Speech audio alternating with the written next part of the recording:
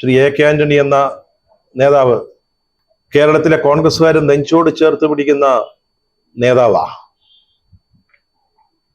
അവര് ജീവന്റെ ജീവനായിട്ട് കരുതുന്ന ഒരാളാ.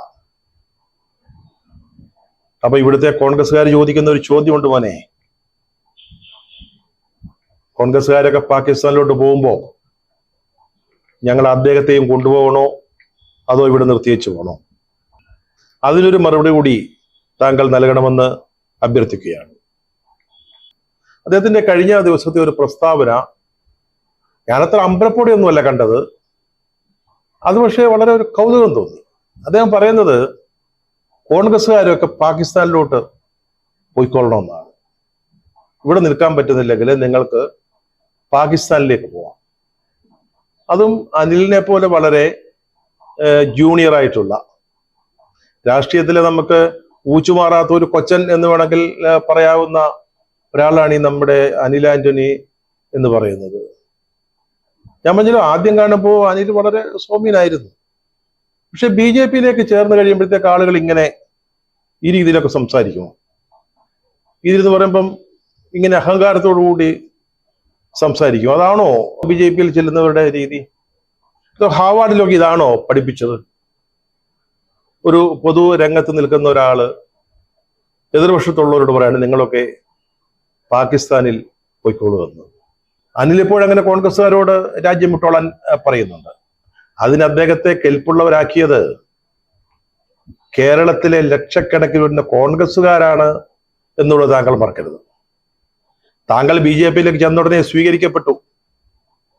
താങ്കളുടെ എന്തെങ്കിലും രാഷ്ട്രീയ രംഗത്തെ പ്രവർത്തന പാരമ്പര്യമൊന്നും കണ്ടുകൊണ്ടല്ല. അത് എ കെ ആന്റണിയുടെ മകൻ എന്ന നിലയിൽ മാത്രമാണ്. ഈ രാഹുൽ ഗാന്ധിയെ പപ്പു പപ്പു എന്ന് പറയുന്നത് പോലെ എ കെ ആന്റണി അന്തോണി അന്തോണി എന്നൊക്കെ പറഞ്ഞ് എതിരാളികൾ നടന്ന ഒരു കാലമുണ്ടായിരുന്നു. അന്ന് കേരളത്തിലെ കോൺഗ്രസ്സുകാരാണ് ആദർശധീരൻ എ കെ ആന്റണി എന്ന മുദ്രാവാക്യം വിളിച്ച് ഇന്നത്തെ എ കെ ആന്റണിയെ സൃഷ്ടിച്ചത് എന്ന് മോൻ മറക്കരുത്. അദ്ദേഹം KPC പ്രസിഡന്റായി, കേരള മുഖ്യമന്ത്രിയായി, AICC ജനറൽ സെക്രട്ടറിയായി, കേന്ദ്രമന്ത്രിയായി, അങ്ങനെ ഇന്ത്യയിലെ കോൺഗ്രസിലെ ഏറ്റവും മുതിർന്ന 4 or 5 നേതാക്കളിൽ ഒരാളായി. ആന്റണിയെ ആന്റണിയാക്കിയ കോൺഗ്രസ്സുകാരോടാണ് മോനിപ്പോ പറയുന്നത് വേണമെങ്കിൽ ഇന്ത്യ വിട്ട് പാകിസ്ഥാനിൽ പോയിക്കൊള്ളാൻ. ഈ പുൽവാമ ബാലാക്കോട്ട് സംഭവം, 40 CRP ഭടന്മാരെ പാകിസ്ഥാൻ ഭീകരന്മാർ വധിക്കുന്നു, നമ്മൾ തിരിച്ചടിക്കുന്നു. ആ ഒരു സംഭവത്തെക്കുറിച്ച് ഇന്ത്യ ഗവൺമെന്റ് പറയുന്നത് വിശ്വസിക്കാനാണ് ഒരു രാജ്യസ്നേഹിയായ എനിക്കിഷ്ടം. ഞാൻ ഈ കോൺഗ്രസിന്റെ 5 രൂപ മെമ്പർ അല്ലാത്തത് കൊണ്ട് ഒരുപക്ഷെ ഞാനിവിടെ തുടർന്നും പാർത്തുകൊള്ളാൻ അനിൽ മോൻ സമ്മതിക്കുമായിരിക്കും. ഞാൻ അത്യാവശ്യം ഇന്ത്യക്കാരനായിരിക്കുന്നതിൽ അഭിമാനം കൊള്ളുന്ന ആളുമാണ്. പക്ഷേ നമ്മുടെ മുമ്പിൽ ജമ്മു കാശ്മീർ ഗവർണറായിരുന്ന സത്യപാൽ മാലിക് എന്ന് പറയുന്ന BJPയുടെ ഗവർണറെ പറഞ്ഞ ചില കാര്യങ്ങളുണ്ട്. അത് മോൻ മറക്കരുത്. അദ്ദേഹം പറഞ്ഞത് പുൽവാമയിലെ ആക്രമണം ഒഴിവാക്കാമായിരുന്നു. CRPFകാര് ആഭ്യന്തര മന്ത്രാലയത്തോട് അപേക്ഷിച്ചതാണ്. ഒരു വലിയ കോൺവോയ് പോവുകയാണ്, അത് റോഡിലൂടെ പോകുന്നത് സുരക്ഷിതമല്ല, അവർക്ക് വിമാനത്തിൽ പോകാനുള്ള സൗകര്യങ്ങൾ ചെയ്തു കൊടുക്കണമെന്ന്. അത് നിരസിച്ചത് ആഭ്യന്തര മന്ത്രാലയമാണ്. ഗവർണർ ഈ കാര്യം പ്രധാനമന്ത്രിയെ അറിയിച്ചു.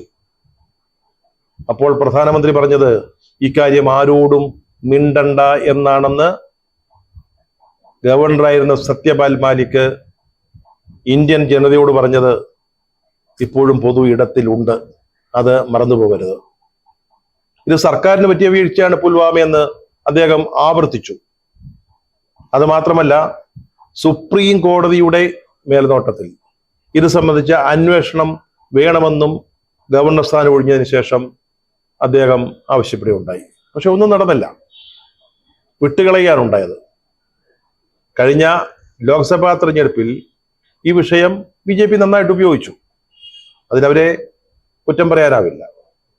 ബാലാക്കോട്ടേക്ക് നടത്തിയ പ്രത്യാക്രമണം, സർജിക്കൽ സ്ട്രൈക്ക്, അതിൽ പങ്കെടുത്ത സൈനികർ നിങ്ങളുടെ ആദ്യ വോട്ടുകൾ ആ സൈനികർക്കുള്ള ഒരു സമർപ്പണമായിരിക്കണം, ഒരു ട്രിബ്യൂട്ട് ആയിരിക്കണമെന്ന് ഇന്ത്യൻ പ്രധാനമന്ത്രി രാജ്യത്തെ നവ വോട്ടർമാരോട് പറയുന്ന വൈകാരിക സംഭവം പോലും ഉണ്ടായി. സത്യപാൽ മാലിക് പറഞ്ഞത് ശരിയാണോ എന്ന് എനിക്കറിയില്ല. ഗവൺമെന്റ് പറയുന്നത് ശരിയാണെന്ന് വിശ്വസിക്കാനാണ് നമുക്ക് താല്പര്യം.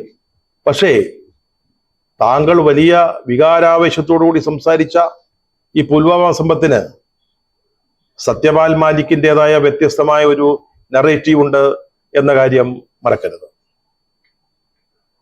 ഞാൻ നേരത്തെ പറഞ്ഞു, ശ്രീ എ കെ ആന്റണി എന്ന നേതാവ് കേരളത്തിലെ കോൺഗ്രസ്സുകാരൻ നെഞ്ചോട് ചേർത്ത് പിടിക്കുന്ന നേതാവാ. അവര് ജീവനായിട്ട് കരുതുന്ന ഒരാളാ.